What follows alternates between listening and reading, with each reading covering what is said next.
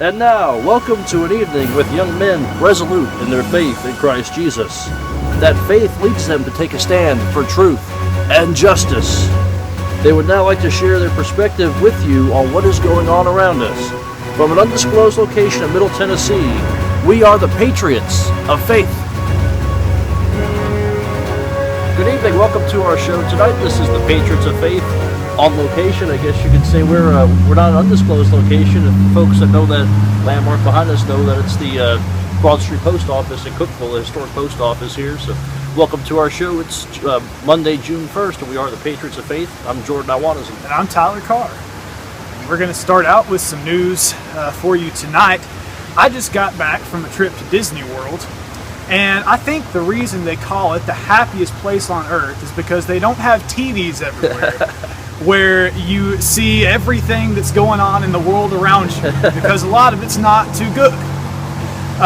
But we're going to catch you up on some of that stuff that's been going on in case you've been at Disney World like I have, or in case you've just been out of the loop. I haven't been recently, but like you said, you have to be in the hotel room or a hotel lobby or a sports bar to be able to see catch up on any news or anything like that, which is a good thing. I'm real familiar with that area because I've been there on my honeymoon, and it's been a family affair to go there on honeymoons as well too, so it's a great place to go. It's a wonderful place. But we do have some news stories for you today. First of all, if you haven't heard, and by the time you watch this video, I'm sure you will have heard, Vanity Fair released a photo today on the cover on their cover of the female version of Bruce Jenner, and her name is Caitlyn. And the reason I want to bring that up is because of some of the social media comments I've seen on those articles. And what I've noticed is that these arguments are really emotionally driven. There's really no ground behind it, and everyone seems to want to have an opinion, but it's all emotion that backs it, and they seem to let that emotion just take hold of them. And even Christians seem to, when they should have a loving attitude about this, even though they disagree with what he's done, seem to have a really hateful attitude sometimes. And I think that's something that we really need to think about, which is how we come across on social media when we comment on things like this. We need to make sure we have a loving attitude. For example, somebody commented disgusting on it, and someone replied back, "You're disgusting." Childish high school arguments. Yeah, these are the type of arguments that I'm talking about, and it wasn't just that one. It was like every single one, hundreds of the same types of conversations. And so whenever you try to comment on something on social media or any kind of issue like that, make sure you're going about it in the right way, and in a way that's not going to make Christians or it's not going to make you look worse than you intend. Because I think we do that sometimes. It's like we were talking about a little while ago before the recording. I was mentioning about how a lot of folks get frustrated or sad about a certain perspective, and they don't know how to separate their emotions. The frustration or sadness becomes anger, and it's not pertaining to even a person that you have any control over, anything, no situation you have any control over, but people will let anger become that I guess you could say emotion, and that's something that we all have to be careful about, that we have our emotions in the right channel. Absolutely. And while we're on this subject, the media has really been hyping everybody up about Bruce Jenner and his transition from a man to a woman. And what really bothers me about that is that there are so many things going on in the world, so many terrible things that are going on, so many issues that people need to be aware of that aren't being brought to light. Yet they choose to take this one man and really hype it up in the media. And that really bothers me. That's something that I think is concerning.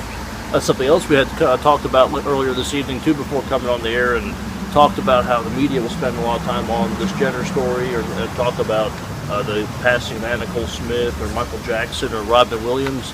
Like you said, there's so many issues going on. There's genocides and starvation going on in many areas. There's folks that really have issues to deal with regarding radical Islam and terror going on. There's genocides going on right now as we speak in the Middle East with Egypt and Coptic Christians folks there, and in the Middle East there's economic issues to be concerned about and everything else as well. And the media is trying to, no one would even care about who Bruce Jenner is or anybody else like this if the media didn't put these stories to the forefront.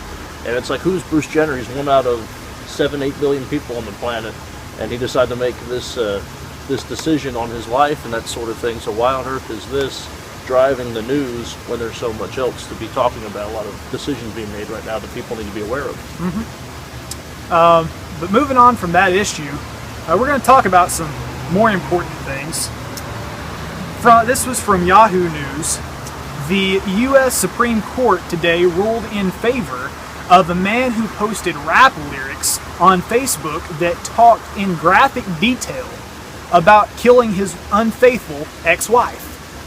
And it was an 8-1 ruling, and it overturned a 44-month prison sentence for this man named Anthony Elenis of Pennsylvania. And the court claimed that it must be able to prove criminal intent for those comments to be considered worthy of conviction, and that Elenis' words were not much different from those of rappers like Eminem. That was really their reasoning behind their ruling there. Elenis, he said that his words were intended as a form of art therapy, and that he wasn't aware of their threatening nature. And when you hear, if you go and read what he posted, it was obviously threatening. There's no question about it. Any person of average or even low intelligence could know that it was intended as threatening, or it appeared threatening anyway. Critics of the ruling, they say that a ruling like this could result in some people not being convicted that should be convicted, and that it could also lead to uncertainty for courts and Facebook users as to what exactly are the boundaries there. Some say that the case should be sent back to a lower appeals court in order to uphold that conviction. And the question that it creates is that of whether or not a person has to believe that his or her statements are threatening in order to cross the boundaries of free speech. And that's an important issue. And we're going to talk a little more in the next segment about the importance of defining these things, because there's some important implications that come from those definitions. But this case creates a question there. Here's his lyrics. They included statements about these aren't his lyrics, but they included statements about, quote, killing his wife, knifing a female FBI agent, and shooting school children. I don't know how those things could be deemed non-threatening. Yeah, especially if you're taking the time to post those. And not even, but just the subject matter. Absolutely. Even if you're not intending it as threatening, the subject matter is still. That's raises eyebrows real quick. That's for sure. You shouldn't talk about. Here's something interesting. Moving on from that story. This is from San Jose Mercury News. A South Bay, California recycling firm is looking for a woman who dropped one of the original first-generation Apple I computers off at a recycling firm. And the reason this is such a big deal is that it's one of the originals, those original Apple I desktops that were built by Steve Jobs, Steve Wozniak, and Ron Wayne back in 1976. What was happening is the woman was cleaning out her house after her husband had died, and she shows up at this recycling firm with this computer and a load of other stuff. And she tells them that she just wants to drop it off, she wants to get rid of it. And they asked if she wants a receipt, and she said, no, I don't want anything. But the vice president of that recycling firm says he remembers her, and so all that she has to do now is show up at the firm. What is the value again of that computer? Well, that's what I was getting to. Okay. The computer was sold to a private collector for $200,000. Wow. $200,000. And the company policy is that they have to split the profit 50-50 between the donor and the company.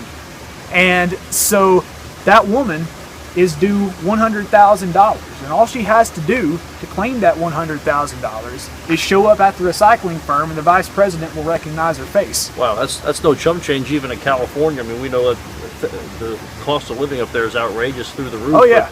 $100,000 is still worth claiming, even if it's even in the Golden State. Definitely. But do you have anything? Yeah, of course. One of the big stories and issues driving the news lately has been the flooding and weather situations going on in the Southern Plains, more specifically Texas and Oklahoma. It's been a historic weather situation in those areas. 46 fatalities known of so far, 27 in Texas from flooding alone, 4 from flooding in Oklahoma. 14 passed away from a tornado near the United States-Mexico border, and it was in Mexico but near Del Rio in Texas. And one also passed away from Texas in Mexico. But there's still 12 people missing from flooding in Texas. And it has been occurring, this issue has been occurring since May 23rd, so it's been going on now for well over a week. And Hays County, Texas, it's in the Austin metropolitan area, right between Austin and San Antonio. That area was particularly hard hit with blocks of homes that were leveled. Wow. Thousands of, I think from the story I saw, it's a couple thousand people are homeless, at least over there. And actually in that county, Hays County, is where those 12 people were missing, because what happened was they went to a vacation home near the river there, the Blanco River, I believe it's called, and the river came up so fast it actually swept the house downstream with them all inside. One gentleman was pulled from the waters nearby, but eyewitnesses said they saw the house pretty much fall apart when it hit a bridge going down the river. So there's still 12 people missing from that situation. The Houston and Austin metro areas were particularly hard hit as well. I believe that the story I saw is about 2,000 cars were left stranded on interstates as the water rose in Houston. This was right after a Rockets playoff game that happened last weekend, actually. And the story that came out today was that enough rain fell in the areas that were hit across the state. Not the whole state got a lot of rain, but the areas that received rain, they received enough rain through the month of May to cover the state 8 inches deep with water. We know Texas is one of the nation's largest states. It's massive. It takes hours to go from one side of the state to the other down interstate travel. Oh yeah. So 8 inches deep on that much water fell from the sky over the course of a month. It's just outrageous. That's incredible. That's a historic. I don't know of any other storm that in recent history compares to that. And if you could imagine several lakes falling from the sky all at one time, that's about what it would be like. It is crazy. Also, there's been a lot of developments on the presidential race coming up. We've got some new candidates. Last Wednesday, the 27th of May, 2012 candidate Rick Santorum, former Pennsylvania senator, jumped into the race on Wednesday. And then former New York Governor George Pataki, he's been out of office for almost a decade, he jumped in last Thursday. Today, South Carolina Senator Lindsey Graham jumped in. He makes the 9th Republican now to jump into the race, and I believe he's now the 6th sitting U.S. Senator also to jump into the race. Martin O'Malley, we've talked about him on the show a few times, former Maryland Governor and former Maryland Governor and former Baltimore Mayor. He actually used Baltimore as his setting yesterday to jump into the Democratic nomination for the presidential race, and he talked about, it was funny because they played clips of him talking about how Baltimore is like America, and America is like Baltimore. I don't know if the country wants to be like Baltimore with what's been going on over there. We've covered that on our show a number of times too, but it's an interesting way to cover the show.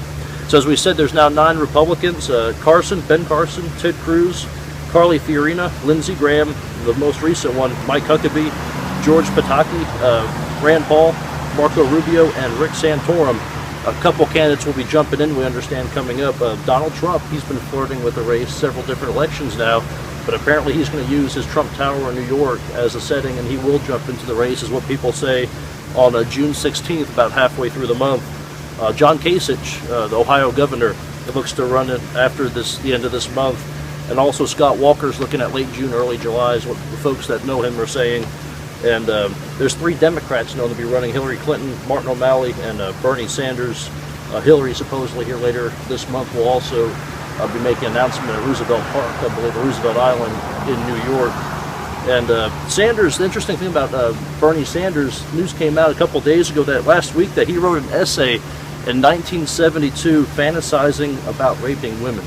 So that's a shocking development there. I'm sure that's going to hurt him in his race. Looking at the polls so far, we won't go through all these numbers. We're running close on time. In Iowa, Walker's running away with Iowa right now. We know national popular vote's important, but the states are very important. Walker's running away with it, with Rubio a close second. New Hampshire, Bush, Walker, and Paul are all close. Rubio not far behind. And South Carolina, it's with Bush and Walker. Graham's not far behind. In Pennsylvania, Walker is ahead with Rick Santorum, the favorite son, in a close 3-way. And to show the national picture how close it is, 5 candidates in a recent poll got to 10%. That's that's what we got on the national picture so far. Well, we are running out of time, so thank you for watching the Patriots of Faith. Good evening, we are the Patriots of Faith. I'm Tyler Carr. And I'm Jordan Iwala. And we're going to talk about some issues of interest in this segment. That's what we decided to start calling our special topics segment, issues of interest. And our issue of interest today is the importance of definitions. Now, why did we choose definitions of all things to talk about in this segment? It has to do with the current debate on religious freedom, gay rights, abortion. There's a whole host of issues that we could talk about. When you think about all of these issues too, I remember talking to folks, fellow college students who back when I was at Tech and everything, and you talk to these folks and they'd be like, well, I'm this, and this, but I'm liberal. But then you start talking to them, they sound like they're conservative. So a lot of folks don't even know. We won't cover the political definitions right now, but a lot of folks get confused on these issues because they don't know the definitions. They hear definitions through the grapevine. They hear them from different people and say, oh, that must be what it is, when someone else may have been mistaken on a definition. So people need to go back and start researching what really is the key definitions for all these issues. And I think a lot of folks would find the current events, studying history, studying politics, all those other things, and even especially from the faith perspective, folks would find that a lot more interesting if they know what is in the bounds of definitions. Oh yeah. When I've been in history class or really any of these classes where they talk about those definitions, it really helps to open my eyes and helps me to understand, what I believe and, what I could consider myself. But we're going to talk about some definitions that have to do with some really specific issues this time. And this is key too when you think about it, because when you look at everything going on, you can really put everything under the umbrella of a culture war. We're looking at, that's why you always hear about conservative liberal too, because it's the old standard, with the traditional values. The traditional culture is, in a lot of ways, a lot of folks feel like it's being brushed aside and pushed away in favor of a new standard. So it's a culture war is what we're facing, and that affects everything from the issues we're talking about tonight, these cultural issues, but it broadens out to that into foreign policy, economics. But like you said, we're going to focus on some of the very key cultural issues today, because what we're experiencing and what really is, everything is in a nutshell around us is a culture war. So that's why we're going to look at these definitions. Are important to know when you look at the whole scheme of things. The first issue we're going to talk about is that of religious freedom. And of course, there's been a debate about that recently. Of course, we had the Indiana governor sign into law something which people on the left claimed could enable discrimination against gays by business owners. And of course, that was eventually reversed to where it wouldn't be such a controversial law. And then now we see where Louisiana Governor Bobby Jindal actually issued an executive order for their religious freedom bill to be put into place. Interesting case in point, too, going back to definitions, that Indiana law was actually mistakenly, the controversy came out of it mistakenly, because the original intent of that law was, because just like what happened with Hobby Lobby going before the Supreme Court, and what mandates folks to try with their businesses and everything else, mandates them to try to do things that are against their faith, like with Hobby Lobby. It had nothing to do with homosexuality or same-sex marriage or anything else, but had to do with Obamacare, had to do with prescriptions and that sort of thing, birth control pills that Hobby Lobby didn't feel comfortable from a faith perspective given to their people. So it's interesting how, again, from a definition standpoint, a lot of folks got that controversy all mixed up, and it became a social media explosion too, because folks would have hearsay or just see something on Facebook and say, oh, that's awful, but it had no idea what the direct intent or definition of that law was. So it's fascinating how that throws everybody all up in arms about it. But what defines the boundaries of religious freedom? Where does that freedom stop? Well, there's a lot of different opinions on it. There's a variety of them. A Washington judge told a florist who refused to provide flowers for a gay wedding that her freedom to do that ended whenever gay marriage became state law in Washington. The U.S. Solicitor General told the Supreme Court in the current gay marriage case that's going on right now that if it ruled in favor of gay marriage, the tax-exempt status of religious colleges and possibly even churches, I believe, could be affected if that became law. And those who oppose gay marriage could be affected by that. So because the freedom of religion isn't well defined, these issues are going to keep persisting. And I think someone needs to step up and actually define what is religion. Well, or what is religious freedom, I'm sorry. That's where it's important, too, to keep everything in context. That's why a lot of folks will say the Constitution is a living document. This religious freedom issue is key because it goes back to the First Amendment. It's one of the very first, it is the first part of the Bill of Rights, so it's very vital about these definitions of religious freedom. And we need to go back and we need to look back at the writings of the Founding Fathers and look at the context they put them on, because that's what makes the Constitution so special. It was written not just for that time, but for the future. It was intentionally vague on some points because they knew that things would be changing and that sort of thing. And so it was meant to, in a way, to be able to, that way it won't have to be changed when it comes up to this time. So it's just like religious freedom and those other issues. It doesn't have a 20 or 30 page document on what religious freedom is. That's why we need to go back to the writings and the speeches of the Founding Fathers and see what their beliefs were and see with what intent they had for all these issues of the Bill of Rights and everything else as well. You can learn a lot from reading the speeches and whatnot coming from our Founding Fathers. It helps to bring to light some of the issues that are found in the Constitution that Absolutely. maybe we don't quite understand like we should. And it really helps us to understand. Another issue that comes up too, because like you said, there's various definitions. Just because the United States government, just like with the issue of marriage, I mean, marriage is something that came around before the United States government. So a lot of folks are going back and saying, of course, you might be going to some of these definitions here very shortly, but a lot of folks are starting to go back. There's, I believe you said, was it in Arkansas or Louisiana, and I think also a legislator in Oklahoma. They're trying to find ways to get the government out of marriage. And we'll be talking about marriage here shortly. But it's one of those things, too, that religious freedom, marriage, life, and these other things, just because the government rules certain ways on that, does that mean that we have to change our perspective away from the Bible as Christians, we're practicing Christians? I mean, we know as Christ, following Christ is our forefront. That's what's priority. And does that change just because the government rules a certain way? And that's something that a lot of folks have to think about. But we'll talk about that here in our next segment. We'll talk about marriage a little bit, actually a lot. But the question with marriage really is, what standard are we going to go by? Who defines marriage? Some say that it's the feeling of love that should be the standard, but do we really want to follow that down the road to its logical conclusion? I mean, we've talked about this before, maybe on the show before too, but you can find articles online. There's legitimately a person that wanted to find a legal marriage status for him to marry his computer, and that was the basis he went by. He said, why? He said, if homosexuals and other folks can have marriage rights based on love, they said, why can't I? He said, it's the object of my love and my passion and my time I spend and everything. So, I mean, that's, like you said, I mean, if love is the standard of marriage, that's going to be the logical conclusion. Where does it end? What partnerships are legalized and not legalized by that standard? Exactly.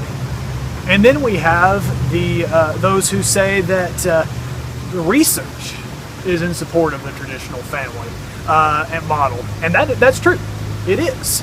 There's plenty of research you can find that shows that the traditional family, the father and the mother, that is the best family model for children, for their upbringing, and just for the overall well-being of a family. And you could even see that probably people we know that had. I mean, it's horrible for folks that have the single-parent lifestyle to an extent too. I mean, sometimes it's not a fault of one person or the other and that sort of thing too. But it ends up having a horrible conclusion a lot of times because certain children, if they have a single mom, they're looking for a father figure. There's a lot of folks, whether it's at church or whether it's at school, wherever else, they're looking for folks to be a father figure. And the same thing if it's a single father with the girls look for a motherly figure. So that's evidence right there, common sense evidence that we don't have to go into a deep study that costs thousands of dollars. But there's evidence right there that both genders are very crucial to that. Exactly, and it's the same thing with homosexual relationships too. A lot of children come out of those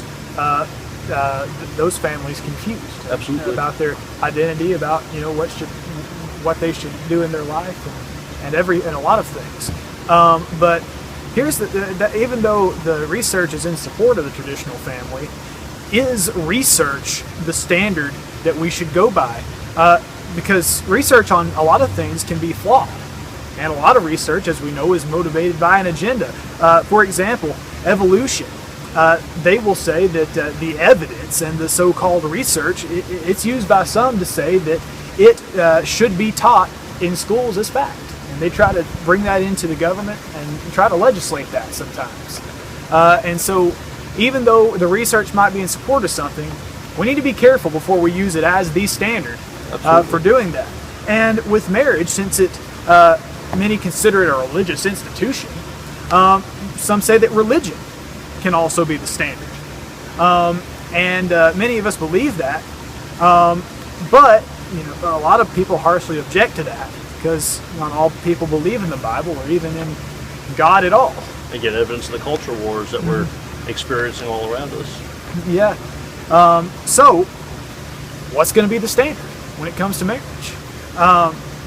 The Alabama Senate, and he mentioned, I think an Oklahoma senator also brought this up, they voted to nullify all sides of marriage and to make it purely a private institution. In other words, the government cannot define marriage at all. So because of the implications of the government redefining marriage and all that could cause, is this the solution? What do you think about that? Well, it's one of those things too, like I mentioned a short while ago, the marriage has been around since before the United States government, and the United States government really has interjected itself in these cultural issues, these values issues, and they've done it in the last 50, 100 years, but I mean, for years it's always been more of a faith perspective, as we'll see here in just a moment, more of a religious definition, so to speak, God's definition from the Bible. And that's something, like you said, we'll cover in the next segment there. But it's that's crucial to think about it that way, because it's funny how years ago a lot of these liberals used to reject the notion that we should legislate morality, so to speak. But now that the trend is going towards more government involvement in these things, and the government's going in their favor, now they're for building up more government involvement in these key cultural issues. So we need to go back and research that again to actually get government out of the culture, so to speak. We need to start with the government, more or less, because the government's already interjected itself, and you have to unwind that, so to speak, after all these decades. Exactly. Quickly, we're going to talk about another important issue that has to do with abortion. And that is, of course, what exactly is life? What defines life? Well, this is, I think, the simplest. I was talking to someone the other day, and they were criticizing a friend of mine for using a source that wasn't too credible, that had a video about certain abortions that were being performed, that were showing how bad the situation actually is. And she was criticizing the source, and I said, look, you really don't even need a credible source in order to figure out what you believe on abortion. It's a logical and a moral issue, really. You don't really need a whole lot of fact to really get your belief on that. Common sense. Science does too, but common sense also. They both tell us that regardless of its developmental stage, a human being is a human being. It's a continuum. There's not a certain point at which a human becomes a human, a person becomes a person. From the time the sperm meets the egg, you are a human being. You're a person. And a living embryo, it's not simply a potential person, it is a person with potential. And to say that it's okay to terminate the life of this person, especially without its permission, that's age discrimination. Absolutely. Organizations like Planned Parenthood, they're driven by a money-based agenda that feeds off these desperate women who are unexpectedly pregnant, and the facts go clearly against them. They can't deny that. And there are a lot of other options besides abortion. To say that it's the best option for women in that situation is an outright lie. Human life is human life from conception to death. And we have no right to terminate the lives of those unborn who have no voice or say in the matter. Looks like we're pressing up against time. Yeah, the womb should be the safest place for a child. Welcome back to the Patriots of Faith again on June 1st. I'm Jordan Iwanison. And I'm Tyler Carr. And this subject, today if you just watched our previous segment, we talked about definitions about religious freedom, about life, and also about another issue which we're about to cover now, because as we were talking about different definitions on marriage, we're going to talk about today, we have faith and confidence in the definition we're about to talk about, and that's the definition that is meant to be for the subject of marriage. So we'll let Tyler start off with that, talking about this definition of marriage from a scriptural and a biblical standpoint. Exactly, a spiritual definition of marriage is what I like to call it. And we're going to start titling these biblical segments God's Say on the Matter. And that's what the goal of this segment is, to give you what God has said on this. And, no matter how the government or anybody else in the world defines it, what God says about it should be the thing that we go by, should be the very thing that we rest on. That's the only thing that should matter to us Christians, is what God's definition says. And these segments are very important too, because as you think about it, we call ourselves the Patriots of Faith. We talk about we're patriots from a Christian perspective, but we're talking about current issues, but at the same time, we always come back to what's crucial, especially in our last segment. We sum it all up from a Bible standpoint. Like you said, it's God's say on the matter is the important way to be thinking about these things. Absolutely. Many people in our society have lost sight of what God's definition of marriage is. They don't really even know what marriage is all about. And I don't have to stand here and tell you about all of the terrible things that we've seen because of the dissolution of the institution of marriage in our society. And many people have lost sight of what God intended marriage to be. And because of that, we have divorce rates today that are through the roof. So in this segment, our intent, it's not to offend anyone. We're going to talk about some sensitive subject matter. But our intent is definitely not to offend anybody. But it's simply to present the biblical truth on this issue, even as hard as it may be for some to accept. Since it is such an important issue, we're going to be very straightforward and objective about it from a biblical standpoint. And we're simply going to show you what God has said, and the rest we're going to leave up to you, because God's word is what's going to judge you. His word will judge you in the last day, not ours. And so we're going to give you what He has said, leave out our opinions, and we'll leave the rest up to you. So when we're talking about how God defines marriage, the most logical place to start is the first marriage ceremony we find in the Bible, and that's in Genesis chapter 2.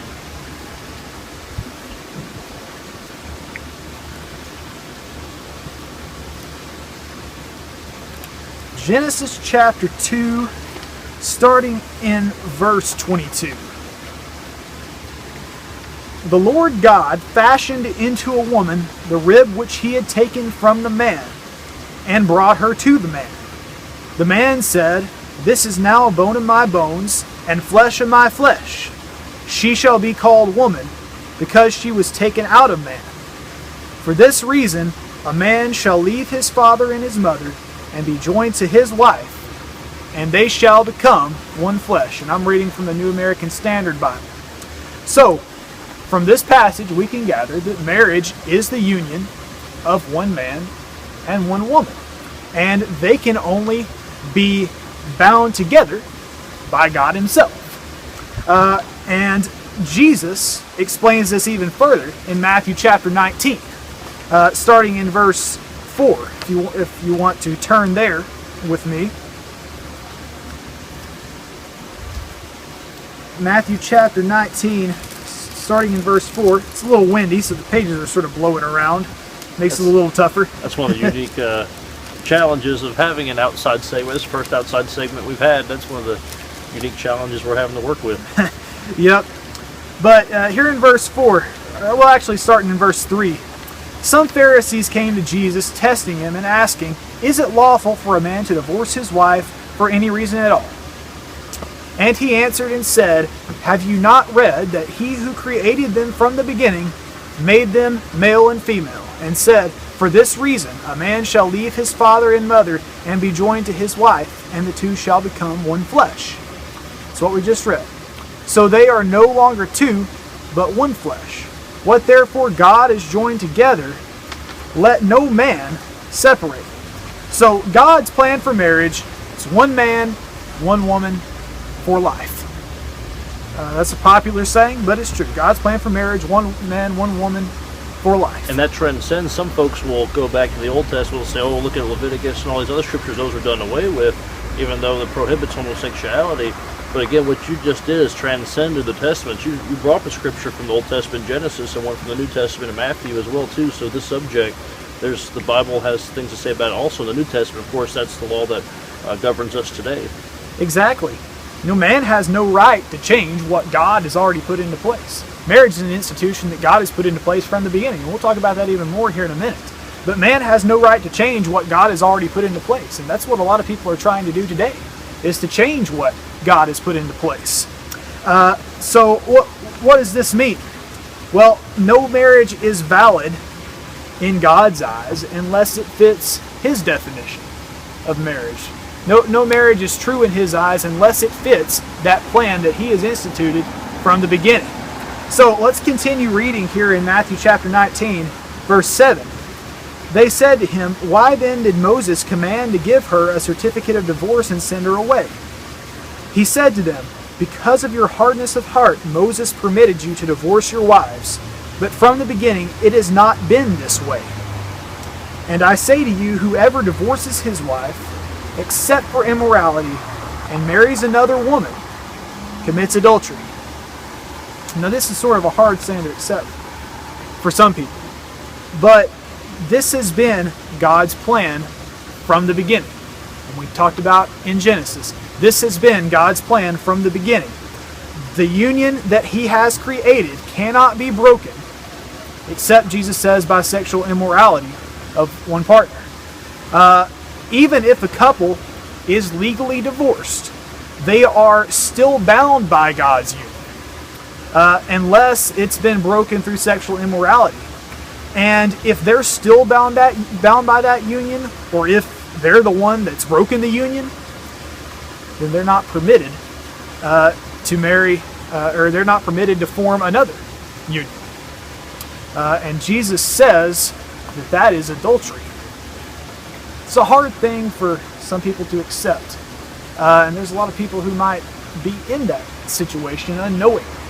And I try to be very sensitive in this subject, because I know it's a hard thing for some people. And it's not something that's easy to talk about.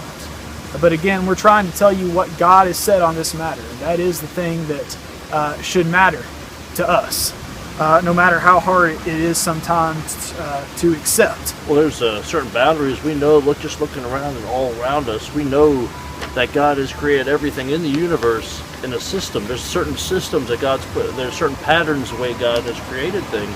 And like you said, there's certain boundaries as well too, like with the subject of marriage, there's boundaries. And it's like you said, I mean, when God joins that union together, when you're bound together, and even if you think that, even if there's state or national laws that allow you, that's one of the big issues we have. It's been one of the main issues to cause these situations where it's been destroying the family, these certain attacks on the family. One of those things is that divorce is too easy to receive. But even though it's too easy to receive from a physical standpoint in man's eyes, like you said, God still has put that bound together of one man, one woman, and He's put that bound together of just the one.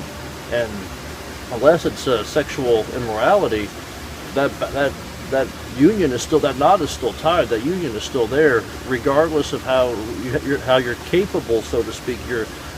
I guess you could say you have that choice to go beyond that boundary, but God does not recognize that. So that's why He recognizes it as being adultery. You're going into a second union at the same time you're still bound by your first. That's a situation that a lot of people unknowingly get themselves in. And of course I do feel for those people. Absolutely, it's not easy. It's hard for the children too, the whole family. It's the in-laws and everything else. It's just an awful situation for everybody involved. And, maybe you have some good people who get themselves in a situation where they can't scripturally marry again. And I mean, I do feel sorry for those people. But a lot of people say, well, that's a narrow view of marriage that you take. That's really exclusive. Well, I don't disagree with that. God has built a high wall around the institution of marriage. It's a holy institution. It's something that's very important. And it's just like that scripture we just talked about from Matthew. The scripture directly quoted is, what God has brought together, let not one man separate. You could easily take that scripture and other scriptures throughout the Bible as well, and that's where you find your basis that God has created this institution of marriage. So we know God's created everything around us. And this issue, or this institution of marriage, the institution of the church, there's several major institutions that God has put in order, and they're crucial bedrocks of society and of our livable civilization, so to speak. Of course, the church is very foundational. That's one of the, I don't know of any more important institution God's put together. But then after the church, the family, the traditional family, has been so critical. I mean, to have those children brought up to be productive citizens and be productive, and especially in the work of God's kingdom. That's productive citizens for God's kingdom. I don't know of any more important work that you can do in that realm. But as we said, the family is under attack from so many different forces, and you can go back, of course, to the cultural war, the spiritual war. Scripture says about how we don't fight against flesh and blood, but these principalities and these powers of the darkness. And those are the only folks that I can think about, or I won't even say folks, but those are only entities, I guess you could say, that really are behind this focused attack on the family. And it's very vital that we know that marriage has been instituted by God, and as such, I mean, different physical and earthly groups can try to, whether it's governments or whether it's organizations or whatever else, they can try to redefine marriage. But as Christians, we're still bound by the laws of God. We're bound by what He has put in practice. And so that's one issue why, especially this month, we're now the first day of June, Supreme Court is going to make a decision on marriage, and we don't know which way it's going to come down. But regardless of the way it comes down, as Christians, we're bound to God's will. It's a commitment. Christianity is not a hobby that you do. It's not something that you just do when it's convenient. That's a commitment you make. That's you decide for the rest of your life that you're going to follow Christ. When we become Christians, we marry ourselves to Christ, and it's a lifetime commitment. Just like God makes clear about marriage, it's a lifetime commitment. You're bound to His will. You're not bound to what. That's why I never can understand about some of these folks who say, well, that's a narrow view you take, like you said. I mean, some folks will say that's a narrow view you take, or that's just your opinion. No, when you're a Christian, you've got to subscribe yourself to the will of Christ and to the will of God, the will of what's in His Word. And that's just what you must do. It's not our opinion. It's not our view, so to speak. It's the view of God. Mm-hmm. And then the folks can take up wherever they want to with God. And there's that avenue of prayer and that avenue of Bible study and researching scriptures in order that they can work out their viewpoints and work out that struggle there. But that's what we've got to subscribe to, is the will of Christ. Absolutely. So given God's definition of marriage, we want to encourage you to make some good decisions in your life. If you're not married already, then we want to encourage you to make sure you find a spouse that you know you can commit to. And once you marry someone, that person is going to be your only one for life, unless that marriage union is broken by death or sexual immorality of the other person. Remember, that is people always talk about the one, and I don't necessarily agree with that statement that there is the one that for you. I think there are multiple people that would be suitable for a different person. But once you marry someone, they are the one. And if you're already bound to someone by God's marital union, we want to encourage you to make a further commitment to your spouse and have more love and commitment toward them. Love and commitment, they go a long way. They're the bond that are going to hold your relationship together. Even sexual immorality doesn't have to be the end of your marriage. Love can enable a spouse to forgive even an act of that magnitude. Love never fails, and neither is God's plan for marriage, and that's why it is so important, as He says in His Word. We are the Patriots of Faith, and we thank you for watching.